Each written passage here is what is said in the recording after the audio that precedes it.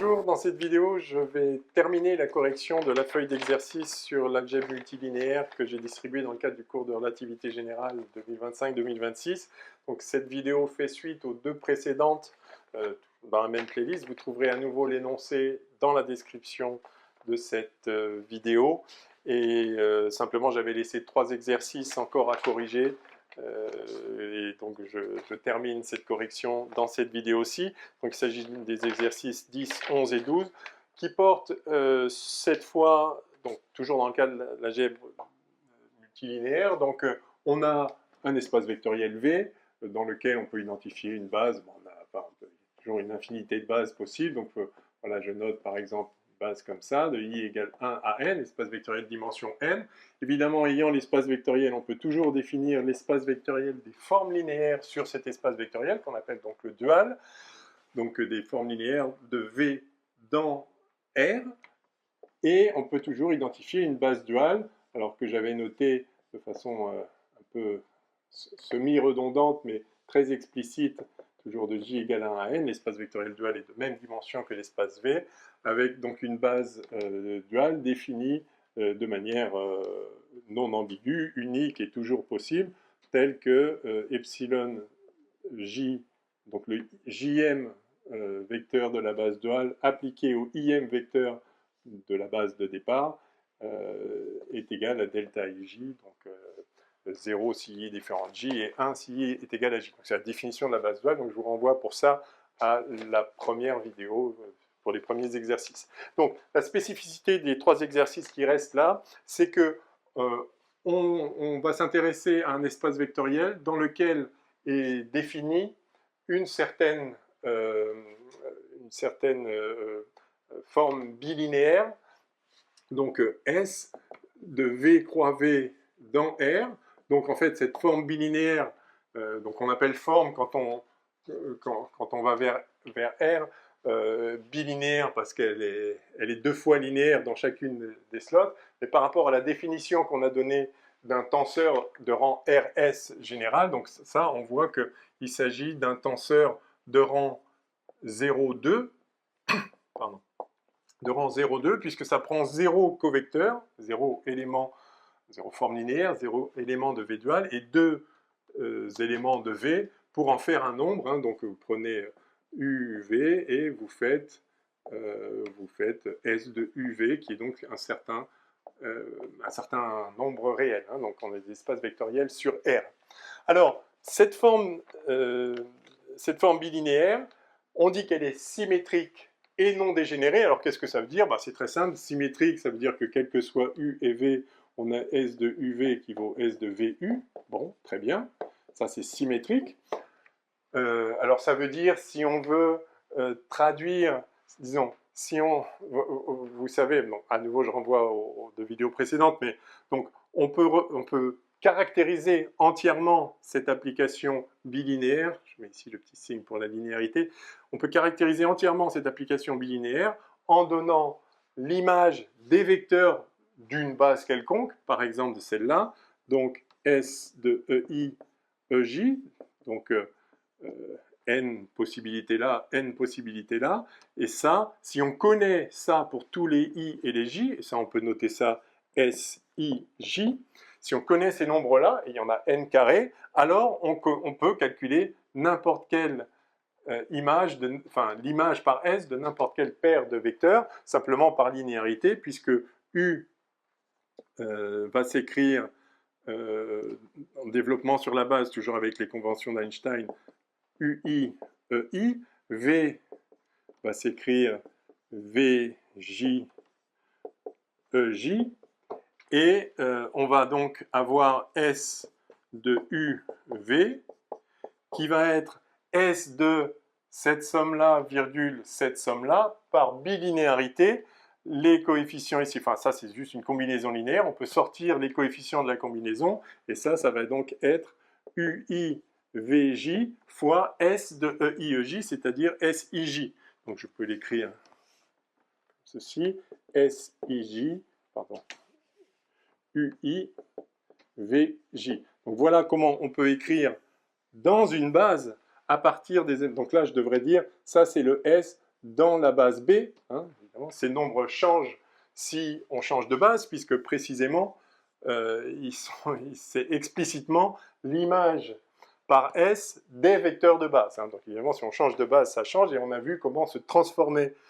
Si on a une matrice de passage, entre guillemets, pour faire passer des EI à une autre base E'I, et pareil ici, eh bien, il va falloir transformer simplement par linéarité, on va faire sortir 2 fois la matrice de passage, d'où l'idée qu'on a des indices ici covariants. Bref, je vous renvoie aux vidéos précédentes.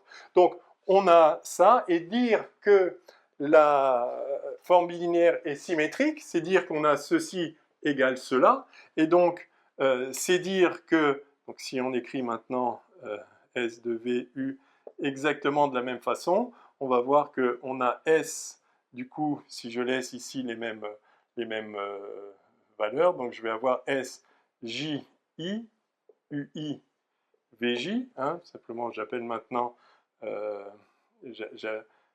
j'appelle J le premier, enfin, l'indice pour le premier vecteur, et I l'indice pour le second vecteur, et donc j'ai ça, et donc dire que ces deux choses-là sont égales implique évidemment, toujours ça dans la base B, implique évidemment que SIJ égale SJI. Donc si on insiste pour représenter ces n de nombres qui caractérisent entièrement cela, c'est S de nombres n de nombres, qui caractérisent entièrement la forme linéaire dont on parle, si on insiste pour représenter ces nombres en carré avec le I pour la ligne et le J pour la colonne, on a une matrice dont j'ai mis en garde abondamment dans la vidéo précédente sur le fait que ce n'était pas une matrice au sens ordinaire d'application linéaire, elle ne se transforme pas pareil dans le champ de base, etc., etc. Si on insiste pour le faire, alors cette matrice est évidemment symétrique au sens de la symétrie des matrices, puisque donc SIJ égale SJ. C'est ça que ça veut dire, qu'elle soit symétrique. Et ça, c'est exprimé en termes d'éléments associés, certes, à la forme bilinéaire, mais qui dépendent de la base qu'on choisit. Encore une fois, si je passe à des S', je vais avoir, enfin, des E', je vais avoir un S'.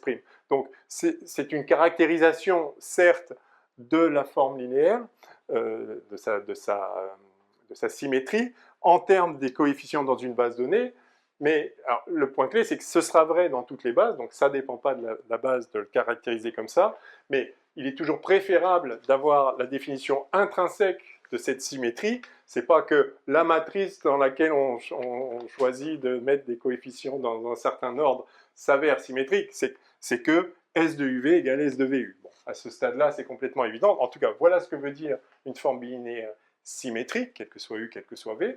Et maintenant, forme bilinéaire non dégénérée. Donc là, à nouveau, on peut le voir sur les composantes d'une matrice qui représenterait la forme bilinéaire dans une certaine base. J'ai mis en garde contre ça. Si on veut faire ça néanmoins, on a vu que dans le cadre d'une forme bilinéaire, on peut toujours trouver, donc surtout si elle est symétrique, donc cette matrice qui représenterait les SIJ peut toujours être diagonalisée dans une certaine base, et on peut toujours se débrouiller en renormalisant les vecteurs de base pour obtenir ici soit des moins 1, soit des plus 1, soit des 0.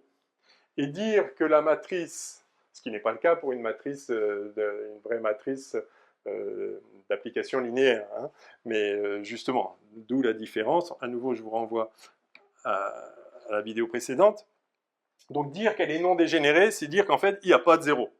Donc il y a des moins 1 éventuellement, des plus 1 éventuellement, ça peut être que des moins 1 et que des plus 1, un partage des deux, mais il n'y a pas de 0. Donc ça, c'est en termes de coefficients. Mais ce n'est pas agréable de le dire comme ça, puisqu'on a besoin de se projeter dans une base qui est arbitraire pour pouvoir définir la non-dégénérescence. On voit bien que ce n'est pas très agréable. Quelle est la définition intrinsèque de la non-dégénérescence? Eh bien, c'est tout simplement le fait que si jamais... si vous avez... Alors disons, si quel que soit V, S de UV, quel que soit V, dans l'espace vectoriel, vous avez S de UV, donc U est aussi un vecteur de l'espace vectoriel, qui vaut 0, alors, donc cette chose-là, enfin, le fait que, quel que soit V, S de U, V égale 0, implique que le U dont on parle, c'est le vecteur nul.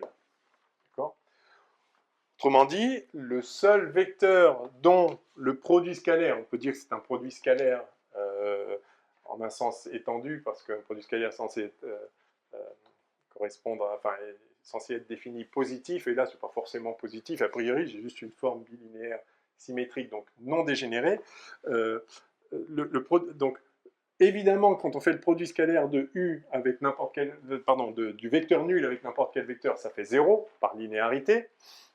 Mais ce que veut dire non dégénéré, c'est que le vecteur nul est le seul vecteur dont le produit scalaire avec tous les autres vecteurs vaut 0. Hein. Donc si effectivement vous avez un U dont le produit scalaire avec tous les autres vecteurs est nul, alors ce U c'est 0, il n'y a que lui. C'est ça que veut dire non dégénéré. Voilà.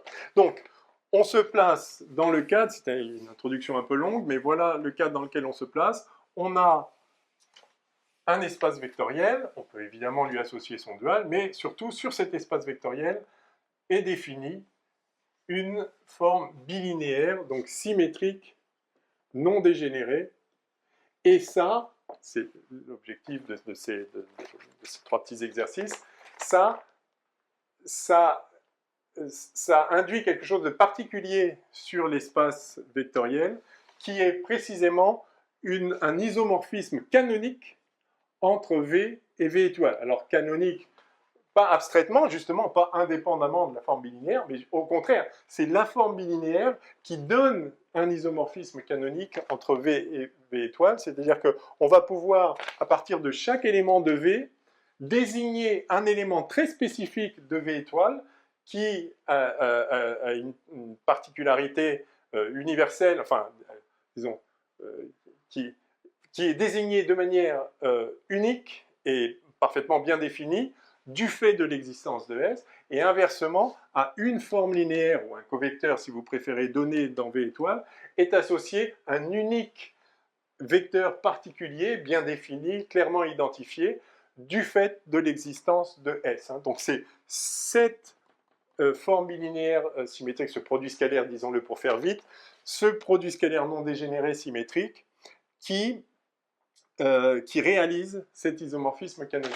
Et donc, on va l'expliciter. Alors, le premier exercice, c'est le théorème dit de représentation de Fréchet-Ries.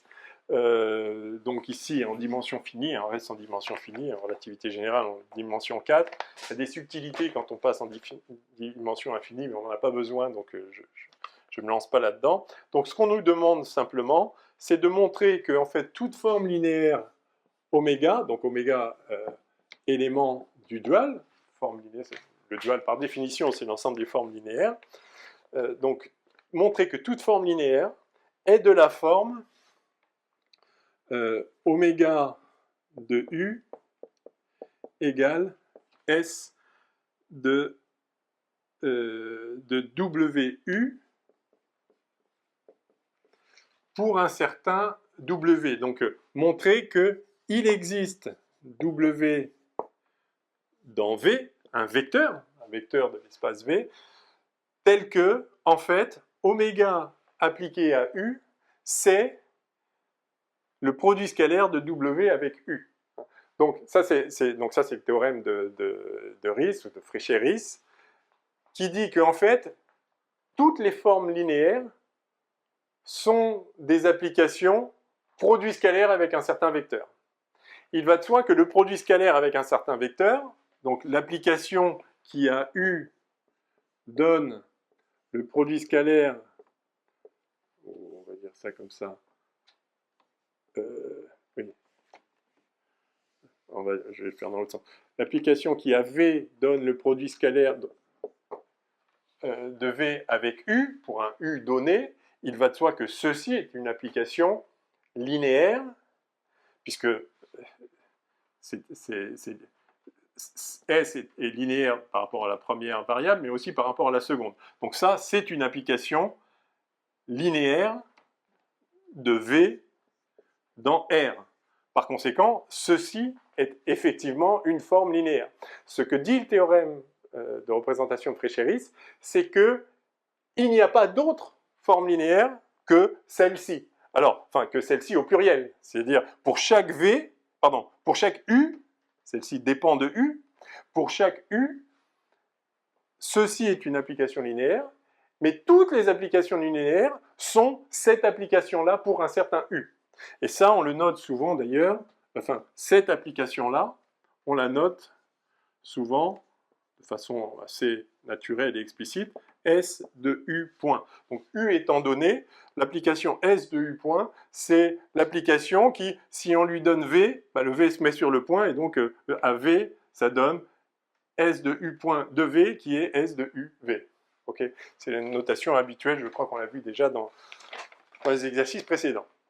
Alors, donc, il s'agit de montrer ça, qu'il n'y a pas d'autre forme linéaire que les produits scalaires avec un certain vecteur. Et donc c'est exactement ce qui est écrit là, soit, quel que soit oméga, il existe W tel que. Et en fait, je pourrais même mettre, il existe un unique W tel que. Pourquoi unique? Précisément en raison de la non-dégénérescence, parce que s'il y en avait deux, c'est-à-dire donc il existe un unique W tel que, quel que soit U, évidemment, on est ça, hein, d'accord? Ceci doit être vrai pour tout U, hein, c'est-à-dire l'application, enfin la forme linéaire oméga, ça c'est une autre façon de dire que l'application linéaire oméga, c'est S de W point avec la notation qu'on vient d'introduire, que j'ai effacée là. Hein. Donc, le point, c'est qu'évidemment, s'il en existait deux des W comme ça, donc par exemple W1 et W2, on aurait alors, quel que soit U, oméga de U, qui vaudrait d'une part S de W1 U, et d'autre part S de W2 U, hein, donc s'il y avait deux différents qui vérifient cette propriété, on aurait ça quel que soit U, et par conséquent, bah, là, par linéarité, on aurait S de W1 moins W2 U égale 0, hein, puisque si vous voulez une ligne supplémentaire, on aurait, allez, on va le faire lentement, ça veut dire S de W1U moins S de W2U égale 0, pas le vecteur nul, le nombre 0, ça c'est des nombres réels, et donc ça, par linéarité, c'est S de W1 moins W2, virgule U. Hein, si vous redéveloppez ça par linéarité, ceci est égal à ça, donc ça doit être égal à 0. Or, ceci doit être vrai quel que soit U, et c'est précisément la définition de la non-dégénérescence, que si, pour toute U, S d'un truc, virgule U égale 0, alors le truc en question, ça c'est un vecteur, W1 moins W2 c'est un certain vecteur, ce vecteur est nécessairement le vecteur nul, donc W1 moins W2 égale 0. Ça, c'est la non-dégénérescence, égale 0, cette fois le vecteur nul. Hein. Et donc, W1 égale W2 en tant que vecteur. Donc, par conséquent, s'il en existe un, tel que le oméga soit en fait S de W point, c'est-à-dire que si la forme linéaire est effectivement l'opération qui prend le produit scalaire avec un certain vecteur, le vecteur en question est nécessairement unique par non-dégénérescence. Donc on a déjà montré ça. S'il en existe un, il n'en existe qu'un seul. Maintenant, est-ce qu'il en existe un? Et donc la réponse est oui, c'est ça le cœur du théorème, qui est très simple. Hein, comment on montre ça? Simplement, par exemple, on sait qu'une forme linéaire est entièrement caractérisée par l'image des vecteurs de base. Ce qu'on a vu avant par linéarité, si vous avez l'image des vecteurs de base, vous avez l'image de n'importe quel vecteur qui est combinaison linéaire des vecteurs de base. Et donc, par exemple, je peux m'intéresser à oméga de EI, le IM. Voilà. Ça, c'est un certain nombre. Donc je me donne un certain oméga. à ce oméga correspond un certain, correspond pour chaque i la valeur que oméga produit en s'appliquant à EI. Je la note oméga i. Eh bien, si je... oui, alors là, j'ai peur, je vais déjà peut-être trop loin, j'ai l'impression que je réponds déjà à la question d'après. On peut voir à la question de l'exercice d'après. Bon, ben, c'est pas grave, on suit le fil du raisonnement et de la discussion. Donc, oméga est caractérisé par son image, enfin l'image des vecteurs de base par lui. Montrer qu'il existe un W tel que. Alors, parce que là, j'ai déjà envie d'écrire que le W en question, ça va être celui qui, enfin, ça va être celui dont les composantes sont SIJ-1 oméga I.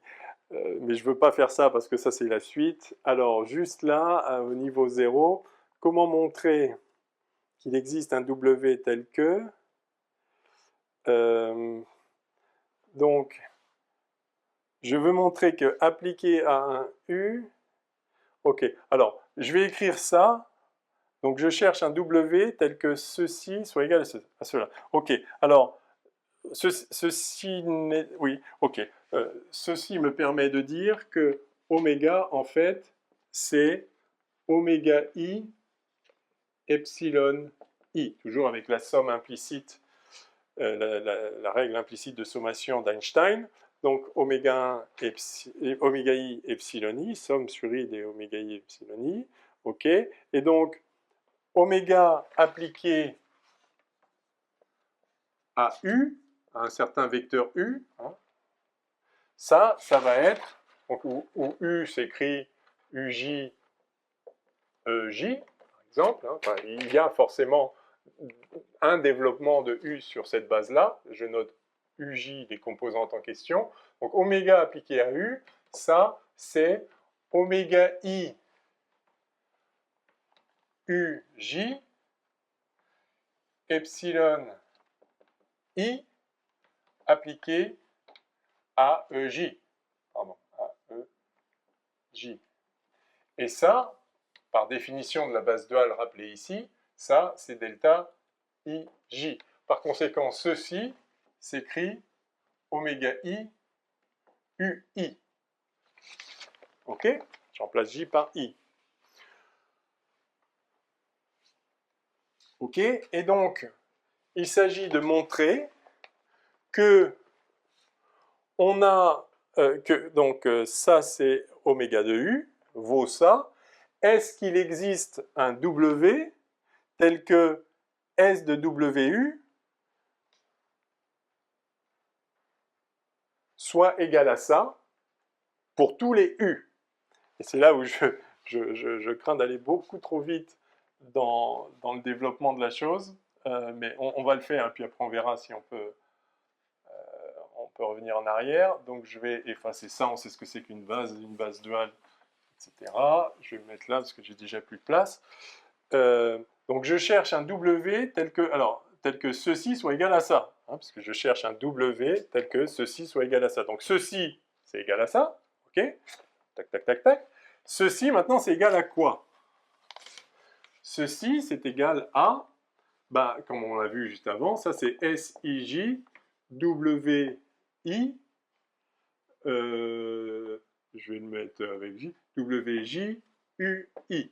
Okay, le produit scalaire de W avec U, ce qu'on a vu avant, enfin produit scalaire, l'image par la forme bilinéaire symétrique non dégénérée S, c'est SIJ WJ UJ, où je vous rappelle que SIJ, ce n'est rien d'autre que S de EI EJ. Pardon, EI EJ. Ok, donc ça c'est ce qu'on a revu juste avant. Donc, question, existe-t-il un W tel que ça soit toujours égal à ça, et quand je dis toujours, c'est-à-dire quel que soit U, donc quels que soient les UI, l'ensemble des UI. En n'importe quel vecteur, je veux ça égale ça. Eh bien,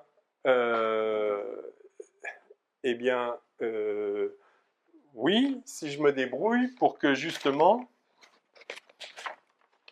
si je choisis WJ tel que SIJ WJ égale oméga I. Si je peux faire ça, alors effectivement, j'aurai ça qui vaut toujours ça, puisque okay, tout ça c'est oméga I. Donc c'est une évidence. Et par conséquent, la question c'est est-ce que, quel que soit, vous vous rappelez qu'on a démarré par quel que soit oméga en V étoile, donc quel que soit le oméga I, hein, puisque oméga est entièrement caractérisé par ces oméga I, voilà, oméga c'est celui-là, donc quel que soit le oméga, donc c'est-à-dire quels que soient les oméga I ici, est-ce qu'il existe un W tel que on est ça, pour tous les I, quel que soit I, quel que soit J, bien sûr. Et la réponse est oui, précisément parce que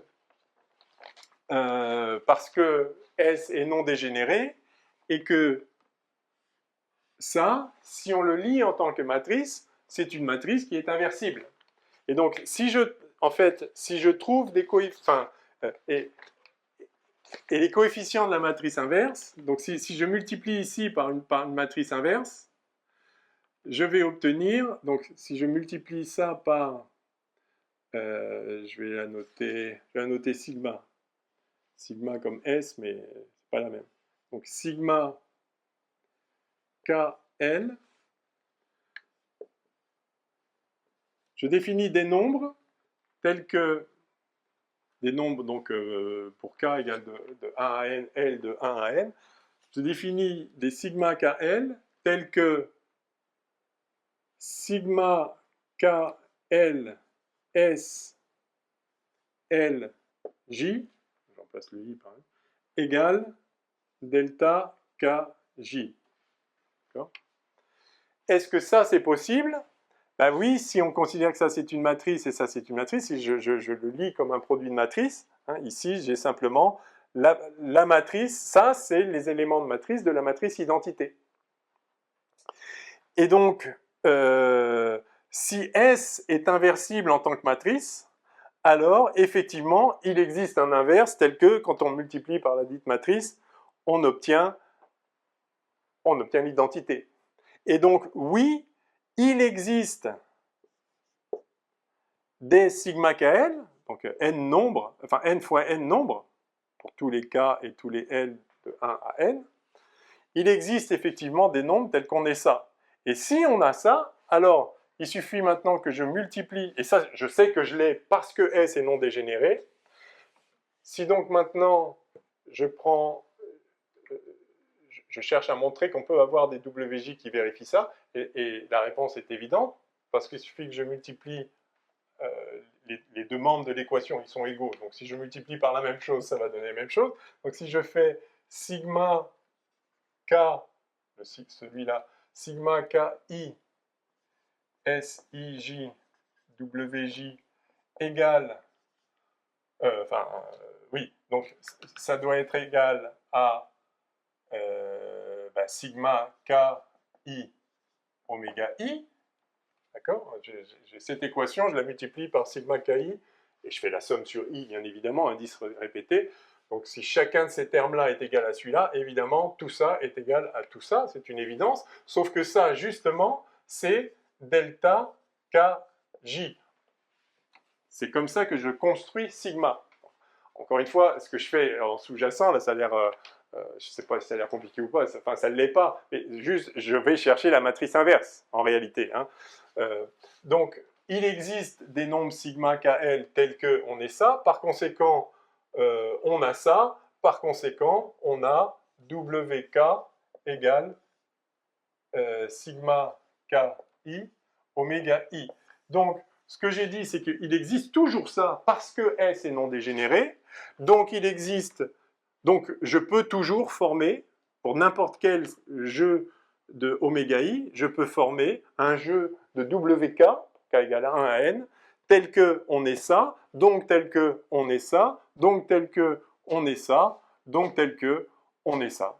Et donc, oui, et donc, oui, il est toujours possible de trouver des W tels que ceci soit égal à cela, c'est-à-dire tel que ceci soit égal à cela pour tous les U. À aucun moment, j'ai choisi un U particulier. Parce que le U, justement, pour que ce soit vrai pour tout U, il faut que j'ai cette partie-là qui soit égale à celle-là. Et ça, c'est toujours possible de le faire. Il suffit que j'utilise la matrice inverse de la matrice qui représente la forme bilinéaire, le produit scalaire S, dans la base dans laquelle on travaille. Évidemment, je peux travailler dans une autre base, et à ce moment-là, la matrice inverse aura aussi d'autres coefficients. Mais ce sera toujours la matrice inverse en tant que matrice, si je la lis en tant que matrice. Donc là, j'ai employé le langage des matrices dont j'ai dit qu'il fallait se méfier dans la vidéo précédente. Il faut s'en méfier parce que ce n'est pas une matrice d'application linéaire, mais les manipulations algébriques que permettent, qui peuvent être faites sur cette collection de nombres que je range d'une certaine façon, ça forme une matrice. Je peux prendre la matrice inverse en tant que manipulation algébrique, c'est-à-dire telle que précisément cette somme-là, là il y a une somme sur L, soit égale à delta IJ. Évidemment, je comprends en arrière-plan que je fais en fait un espèce de produit de matrice, enfin, un produit de matrice qui serait une matrice sigma KL et une matrice sigma LJ, avec ligne colonne. Mais cette manipulation algébrique, c'est juste, c'est des sommes de produits de nombres. Donc, matrice ou pas matrice, ceci est possible, précisément parce que la matrice S, en tant que matrice, est inversible, et elle est inversible précisément parce que la forme bilinéaire est non dégénérée, c'est-à-dire qu'il n'y a pas de zéro. Si je la mets sous forme diagonale, il n'y a pas de zéro, et ça, c'est justement la non-dégénérescence. Donc, tout ça se tient, simplement, effectivement, c'est plus, vous voyez qu'il y a quand même des cas où c'est pas désagréable de raisonner en termes de matrice. À aucun moment j'ai écrit une matrice ici, mais j'avais en arrière-plan l'idée qu'en fait, j'ai une relation, je cherche cette relation-là, et je veux les WJ en fonction des oméga I. Et donc, évidemment, c'est naturel de lire cette expression-là en termes de matrice, cette matrice fois celle-là égale ce truc-là, parce qu'à ce moment-là, je prends la matrice inverse et je dis que ce truc-là égale la matrice inverse fois ce truc-là. Mais ce n'est pas des matrices, c'est une manipulation algébrique, purement algébrique. Vous me direz, les matrices, c'est de l'algèbre linéaire, donc c'est de l'algèbre. Mais vous voyez, j'ai juste des sommes et des produits. Je n'ai pas besoin d'écrire des matrices. D'ailleurs, je n'ai pas écrit de matrice. Hein, ok. Et si je devais écrire des matrices, vous voyez que ce serait une matrice appliquée à un vecteur qui donne un covecteur. Donc ce serait la matrice d'une application linéaire, non pas de V dans V, mais de V dans V étoile. Et donc là, d'accord, je peux considérer cette forme bilinéaire comme une application de V dans V étoile. Et donc, ce n'est pas une application linéaire de V dans V. Enfin voilà. Donc, bon, je ne sais pas si c'est clair. Ok, alors la seule chose qui m'ennuie, c'est que là, donc j'ai effectivement démontré ce qui était demandé, c'est-à-dire que quel que soit oméga, la forme linéaire qu'on prend, il existe effectivement un W tel que oméga soit sous cette forme-là. Donc il y a un vecteur dont W est le produit scalaire avec. Non seulement j'ai montré qu'il en existe un, mais je l'ai même identifié, et j'ai même identifié ces composantes dans une base à partir des composantes de oméga dans la base duale. Donc j'ai l'impression que j'ai déjà tout fait, alors que c'est juste la première question. Donc probablement qu'au moment où j'ai rédigé ça, j'avais en tête de le faire de façon plus, peut-être, enfin, moins jusqu'au bout, quoi, moins approfondie, avec peut-être un argument qui venait tout seul, et que je n'ai pas là spécialement en tête. Enfin, à la limite, peu importe. Hein, l'idée, c'est de comprendre ce qu'il y a sous-jacent derrière cette manipulation. Donc, je vais essayer quand même de reprendre le fil de l'exercice et puis de passer au suivant, parce qu'en fait, là, je crois que j'ai répondu à l'exercice même suivant. Alors, je reprends cet exercice. Montrer que toute forme linéaire est de la forme donc oméga égale S d'un certain W virgule point. Ça prend un nombre et ça fait le produit scalaire avec un certain vecteur. Pour un certain A. Ah, ok. Bon, alors en fait, si j'avais lu la question jusqu'au bout, il y a une indication qui justement permet d'éviter tout ce calcul explicite, mais qu'il aurait fallu faire après. Hein. Donc on est en train de gagner du temps pour après, mais l'indication qu'on propose ici, justement pour court-circuiter ces calculs explicites du vecteur en question, c'est de considérer l'application phi. Donc on nous le dit explicitement dans l'énoncé. Donc désolé, je n'ai pas lu l'énoncé. Il faut toujours lire les énoncés avant de se lancer dans un calcul. Je n'ai jamais été très fort à ce jeu-là. Donc je considère justement l'application S de V point. Donc, oui. Alors, donc ça, on a donc montré que cette application est linéaire et injective. Et c'est ça qui va être intéressant. Donc, cette application est linéaire, encore une fois, parce que effectivement, je l'avais montré au tout début, effectivement, S est bilinéaire, donc est linéaire par rapport à ce slot-là, et linéaire par rapport à celui-là. Donc évidemment, il est linéaire. Cette application est linéaire parce que S est bilinéaire. Donc ça, c'est linéaire, ok. Et montrer qu'elle est injective. Alors, injective, ça veut dire quoi? Ça veut dire que si V1 est différent de V2, alors phi de V1 est différent de phi de V2. Phi étant effectivement cette application.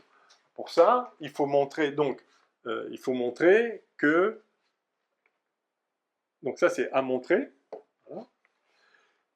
Mais montrer que phi de V1 est différent de V2, de phi de V2, ça revient à montrer que S de V1 point est différent de S de V2 point. Et comment montrer? Ça veut dire quoi que ces applications sont différentes?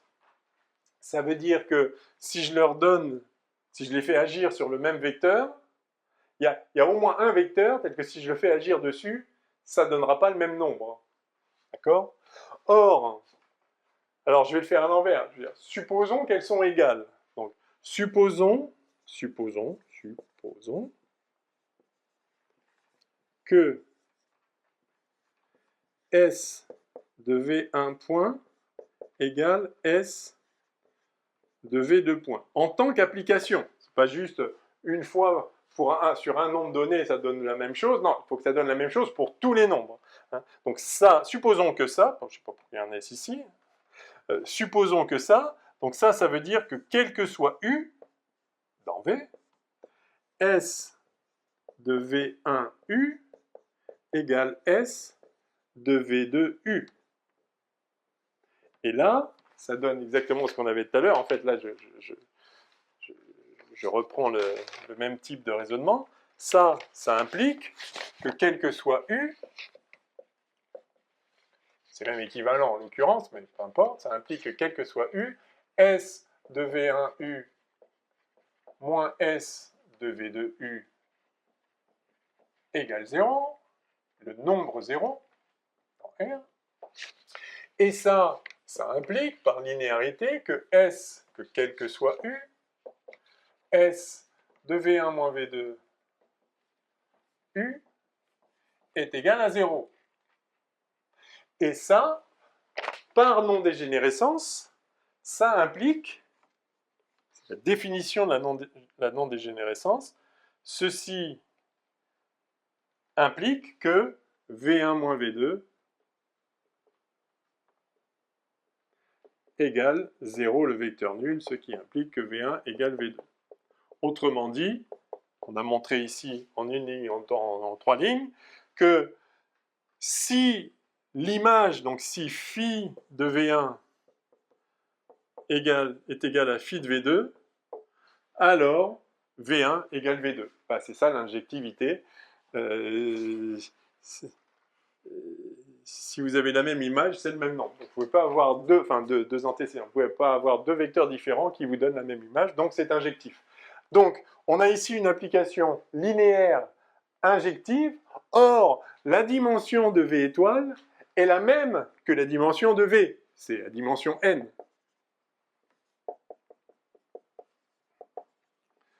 Donc, vous avez une application linéaire d'un espace vectoriel dans un autre de même dimension qui est injective, et ben donc elle est bijective, voilà, tout simplement. Hein. Donc, ça c'est le résultat d'algèbre linéaire, j'ai pas besoin de le remontrer, mais il suffit de regarder, passer d'une base à une autre, et vous voyez bien, si elle est injective, elle est forcément bijective si la dimension est la même. Hein, d'accord? Donc, en fait, voilà. Donc, vous voyez la différence. Donc, ça, voilà, c'était ça, cet exercice-là. J'ai fait bien plus que ça avant, mais voilà ce qui était demandé là. Et vous voyez que là, j'ai donc montré que,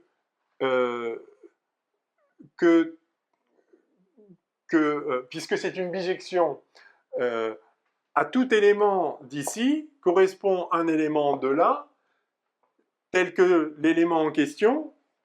Donc je prends un oméga, il y a un certain phi-1 d'oméga, elle est bijective, donc l'inverse existe, donc j'ai un certain phi-1 de oméga, et si je fais phi de phi-1 de oméga, évidemment, je retrouve oméga, par définition de l'inverse.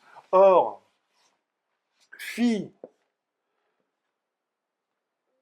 de phi-1 de oméga, par définition, c'est S de phi-1 de oméga, point.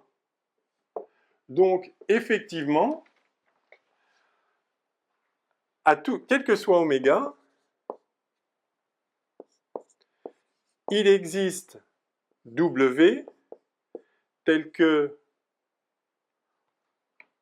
oméga soit S de W, point. C'est ça qu'on voulait montrer, et c'est ça qu'on a montré ici, sauf que là, je n'ai pas construit explicitement W, j'ai dit qu'il existait, et je sais comment l'obtenir.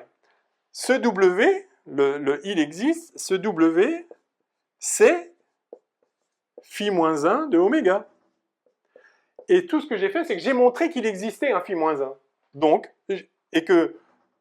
j'ai W. C'est quoi le W? C'est phi-1 d'oméga. Maintenant, comment il est caractérisé en termes de ses composantes dans une base donnée? Ça, ce calcul-là ne permet pas de le dire. Justement, c'est l'exercice d'après, mais qu'on a déjà fait, donc ok, très bien. En tout cas, ici, c'est très clair. Quel que soit oméga, comme cette application qui a un vecteur associe le produit scalaire avec ce vecteur, est une bijection de V dans V étoile. Ça veut dire que tout élément de V étoile, donc toute forme linéaire, est le produit scalaire avec un certain vecteur, lequel, l'antécédent par cette fonction-là. Ok? Bon, c'était ça.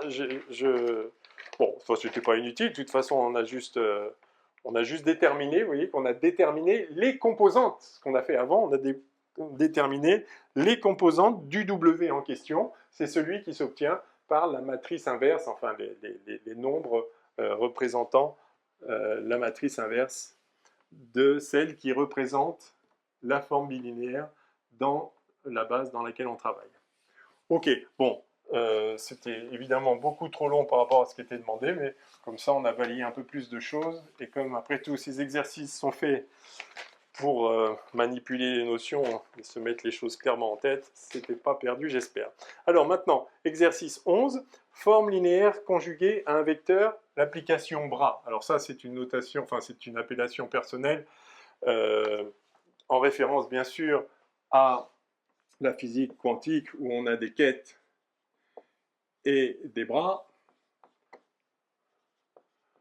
permettent de faire des braquettes qui sont des produits scalaires. Hein. Donc si on a psi, phi, voilà un bracket. Et ça, c'est par définition, c'est le produit hermitien du quête psi avec le quête phi. Vous voyez qu'on tourne autour des mêmes choses. L'idée, c'est que dans l'espace de Hilbert, pour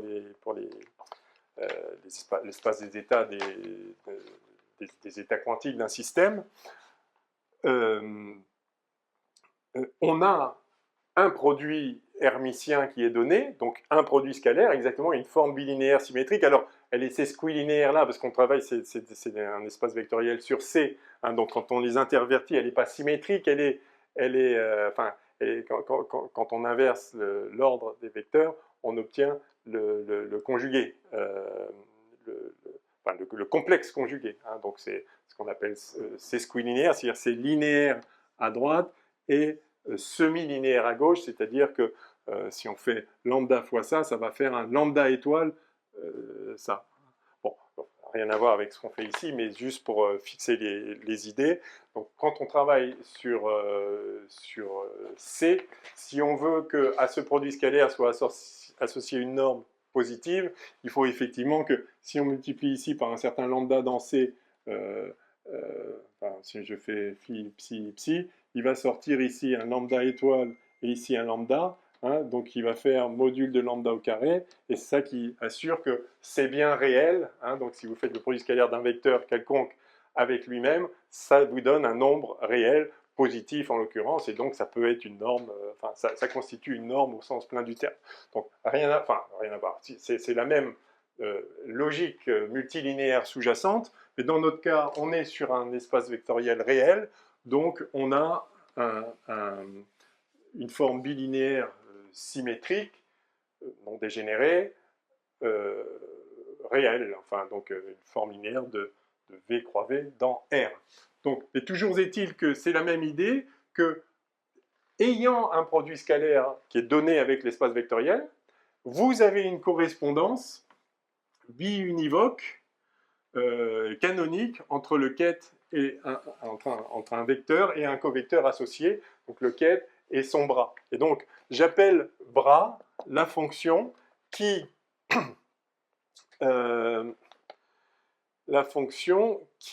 a donc de V dans V étoile, qui justement a un vecteur donné associe une forme linéaire, laquelle celle qui correspond à ce que serait le bras associé à un ket, donc c'est déjà ce qu'on a vu, donc qui a V associe bras de V, et ce bras de V, donc il est défini par, donc c'est une application de V étoile, enfin c'est un membre de V étoile, c'est un élément de V étoile, donc c'est une application de V dans R qui prend un vecteur U et qui fait un nombre. Quel nombre? Donc par définition c'est bras de V appliqué à U. Ça c'est l'application en question appliquée à U. Et ça, comment on le définit? Eh bien, comme étant justement S de VU. Autrement dit, l'application qui a U associe S de VU, avec la notation qu'on a utilisée tout à l'heure, ça, c'est très précisément l'application S de V point, qui prend U et qui fait S de VU. Donc, bras de V, c'est S de V point. Donc, c'est exactement ce qu'on a vu avant, c'est ce qui fait passer canoniquement d'un vecteur à l'application qui lui est associée. Donc, du ket au bras, et c'est pour ça que j'appelle cette fonction bras. À V, on associe l'application linéaire qui réalise le produit scalaire avec ce vecteur-là. Un vecteur donné, on associe le produit scalaire, enfin, l'application produit scalaire avec ce vecteur. Okay, un ket, le bras associé. Voilà, c'est limpide. Donc voilà la définition. On définit cette application. Okay. Vérifier que bras de V appartient à un V étoile. Donc ça, c'est exactement la même chose que l'exercice d'avant. Montrer que ça, c'est bien une forme linéaire qui appartient à un V étoile. Ça veut dire être une forme linéaire sur V. C'est-à-dire prendre un vecteur et en faire un nombre de façon linéaire. Bah oui, exactement comme avant. On prend un vecteur et ça fait un nombre. Ça appartient à R. Et on le fait de façon linéaire puisque S est bilinéaire, donc ceci est complètement évident, ok, donc réglé. montrer que l'application bras est linéaire et bijective. Donc, ça, c'est ce qu'on a vu avant, parce que c'est précisément l'application qu'il y avait dans l'exercice d'avant. Donc là, j'ai regroupé deux exercices que j'avais dû rédiger à des moments différents, sans m'apercevoir que c'était quasiment le même, je ne sais pas. En tout cas, donc oui, c'est linéaire. Donc l'application... pardon, oui, non, je ne sais pas... Oui, non, ça, on n'a pas forcément fait dans l'exercice d'avant. Donc, montrer que cette application bras, elle, donc qui fait passer de V à S de V point, est linéaire en tant qu'application de V dans V étoile. Donc là, il faut simplement que je montre que bras de V1 plus lambda V, ou V1 plus lambda V2, où V1, V2 sont deux éléments de V et lambda est un élément de R, donc je fais une combinaison linéaire dans l'espace de départ, il faut que je montre que ça, c'est égal à bras de V1 plus lambda bras de V2. Hein. Donc ça, c'est très simple. Donc ça, c'est S de V1 plus lambda V2 virgule point. Si je lui donne un U, ça va me donner S de V1 plus lambda V2 U. Et effectivement, ça, c'est S, puisque c'est linéaire dans le premier slot, ça, c'est S de V1 point plus lambda S de V2 point. C'est-à-dire, si je donne un U à ça, ça va me donner S de V1 plus lambda V2U. Et si je donne le U à ça, ça va me donner S de V1U plus lambda S de V2U. Et donc là, j'ai juste exprimé la linéarité dans le premier slot. Alors qu'avant, on a utilisé la linéarité dans le deuxième slot. Et ça, par définition, c'est effectivement bras de V1. Et ça, c'est bras de V2, donc plus lambda bras de V2, donc voilà, c'est quasi immédiat, mais strictement parlant, on n'avait pas fait avant, donc voilà. L'application qui a V associe son bras, donc un quête associe son bras, un vecteur associe la forme linéaire canoniquement associée grâce au produit scalaire, est elle-même une application linéaire. Bon, du coup, elle est continue, etc., donc tout va bien. Excusez-moi, j'ai l'impression qu'on essaye de me joindre. Une seconde.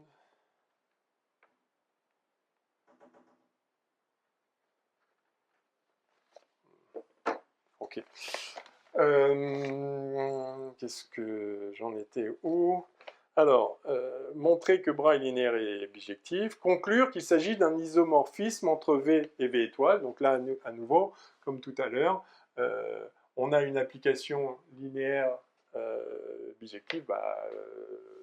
Par définition, c'est un isomorphisme entre deux espaces vectoriels. Ok, donc on a un isomorphisme canonique maintenant, enfin canonique étant donné l'existence de ce produit scalaire. Le produit scalaire donne une application, un isomorphisme canonique entre V et V étoile. Très bien. Alors, soit une base B, non j'efface ça, soit une base B, E1, E2, En de V. Bon, je ne note pas, c'est comme avant. La base B dual associée, ok, on a vu ce que c'était. Montrer que le produit scalaire S, ou la forme bilinéaire, peut s'écrire SIJ epsilon I croix epsilon J. Alors ça, donc j'avais mis les sommes ici, je les omets. Somme sur I, somme sur J, bien sûr, toujours la convention d'Einstein, indice répété en haut et en bas. Alors ça, évidemment, il faut rappeler ce que signifie ce produit-là, qui s'appelle un produit tensoriel. Donc ça, par définition, ça veut dire que S étant une application, un tenseur de rang 0, 2, donc il prend deux vecteurs, et il va faire un nombre. Quel nombre? Eh bien, il va faire... donc, la définition du produit tensoriel, c'est que si vous lui fournissez... Donc, ça prend un vecteur,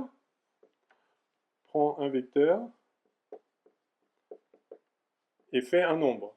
Et lui, pareil, il prend un vecteur et il fait un nombre, c'est une forme linéaire, c'est un covecteur, vous appelez ça comme vous voulez, ça prend un vecteur et ça fait un nombre, c'est un tenseur de rang 0, 1, ça prend un vecteur, ça fait un nombre.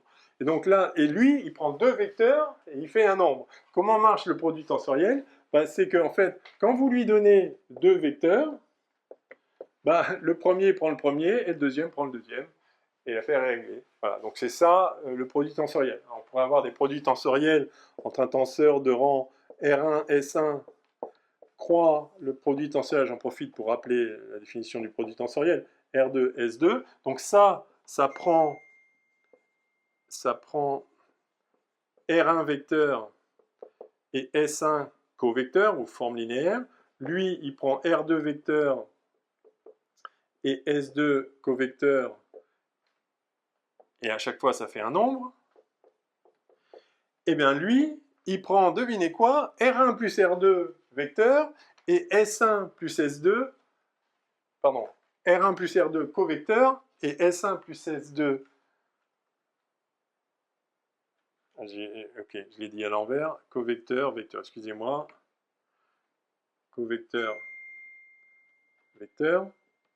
Donc lui, il prend R1 covecteur, S1 vecteur, lui R2 machin, et lui, il prend R1, tout ça, c'est un tenseur, ça c'est un tenseur de rang RS, où R égale R1 plus R2, et S égale S1 plus S2. Pourquoi? Parce que ce truc-là, ça va prendre effectivement R1 plus R2 covecteur, et donc lui, R1 plus R2 covecteur, et il prend S1 plus S2 vecteur, et vous avez bien sûr compris qu'est-ce qui se passe. Les R1 premiers, on lui donne à lui, il lui faut aussi S1 vecteur, ça tombe bien, j'en ai, et là, ah ben, il me reste R2 vecteur, ça tombe bien, lui il les prend, covecteur, et lui il prend les S2 vecteurs restants, et ça donne, donc par définition de ce produit tensoriel, ça donne TR1 S1 des R1 premier vecteur et des S1, R1 premier covecteur décidément et des S1 premier vecteur, donc ça fait un nombre réel, fois le nombre réel de l'autre tenseur R2, S2, qui a pris les R2 covecteurs restants et les S2 vecteurs restants. Voilà. Donc le produit tensoriel prend la collection prend autant qu'il en faut pour chacun. Lui, il prend les premiers qui viennent, lui, il prend les deuxièmes qui viennent, et ça fait un nombre à la fin, lequel le produit des deux nombres qu'aurait fait chacun isolément. Donc c'est ça la définition du produit tensoriel. Donc ici, qu'est-ce qui se passe? Exactement ça. Il se passe exactement ça.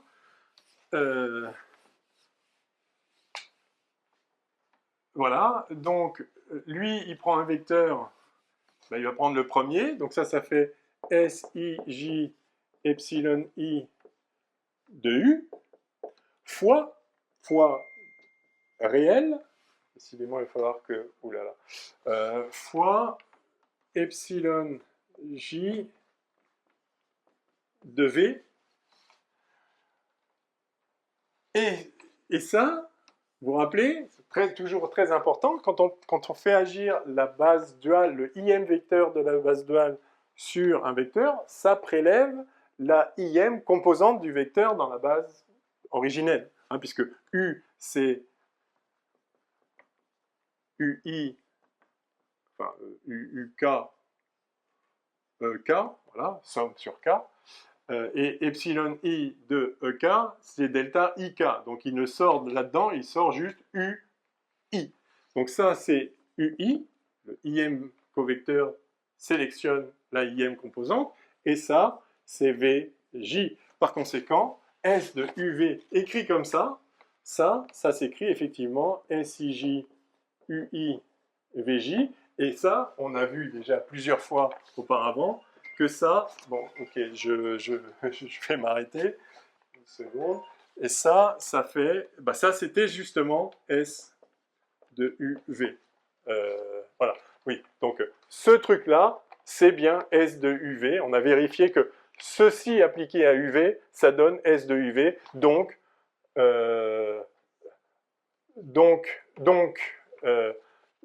S égale, S égale ça. Voilà. Ok. Bon, je fais une pause et je reprends la suite tout de suite après. Ok, donc je reprends. Alors, on en était où? Conclure, c'est ok. Oui, d'accord. Donc on a démontré que S est bien égal à ça. Voilà. Puisque ça appliqué à n'importe quel UV vaut ça, vaut ça, et vaut ça. Donc on a bien montré, ce truc-là appliqué à un UV quelconque, c'est égal à S appliqué à un UV quelconque, donc S est égal à ça. Voilà, bon, c'est QFD, très bien. Déterminer les composantes de bras de V dans la base B étoile, et donc, alors,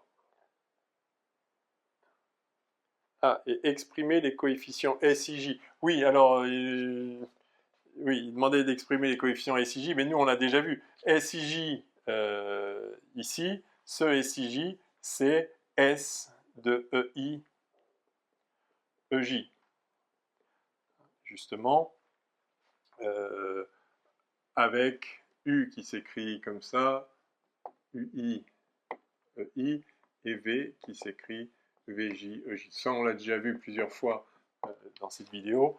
Donc, effectivement, on nous demande de montrer que ça peut s'écrire comme ça pour certains SIJ, lesquels, bah, ceux-là, nous on le savait déjà, enfin, c'est comme ça qu'on a reconnu ceci, hein, sinon, vous écrivez ça comme ça, vous voyez que ça fait ça, et ensuite vous écrivez ça, et vous voyez que ça fait, donc S de UV, par linéarité, c'est égal à UI VJ fois ça. Et donc ensuite, il suffit d'identifier ça à ça pour voir que effectivement, ceci est égal à ça, quel que soit UV, donc ceci est égal à ça. Voilà, si vous voulez le faire tout à fait dans l'ordre, c'est ça qu'il faut faire. Alors, on en est à la question 5. Déterminer donc les composantes de bras de V dans la base duale en fonction des composantes de V dans la base B. OK?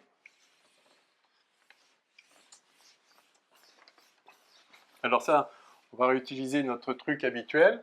Donc, V donne bras de V, et on a vu que bras de V, par définition, c'est S de V point. Donc, c'est la forme linéaire spécifique qui réalise le produit scalaire avec V. Voilà pourquoi, dès lors qu'on a un produit scalaire, on a une identification canonique, enfin, un isomorphisme canonique entre V et V dual.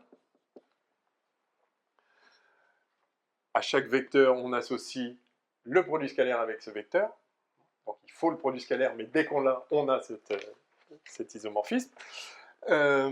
Donc pour connaître les composantes de bras de V en tant qu'élément de V étoile dans la base B duale, comment on fait? Toujours pareil, pour trouver les composantes d'un vecteur, le VI, on applique le IM vecteur de base, à chaque fois, I en haut, vecteur de base de la base duale, hein, parce qu'il faut agir par un covecteur sur un vecteur pour obtenir un nombre. Inversement, pour obtenir la IM composante d'une forme linéaire, il faut appliquer la forme linéaire au vecteur de base, au IM vecteur de base. À nouveau, indice en bas, indice en bas. Hein. Tout simplement parce que oméga ici, c'est par définition des composantes oméga i epsilon, enfin oméga j epsilon j, et donc si on applique ça à EI, ça fait bien un delta ij qui nous donne bien oméga i. Hein. Donc c'est toujours le même truc, la im composante d'un vecteur, c'est le im vecteur de la base duale agissant sur le vecteur, et la im composante dans la base duale d'un covecteur, d'une forme linéaire, c'est la forme linéaire appliquée au IM composant, au IM vecteur de la base. Donc ici, pour avoir les composantes de bras de V, eh bien, il suffit d'appliquer bras de V pour avoir la IM composante de bras de V, donc bras de V qui lui-même est un covecteur IM composante, c'est bras de V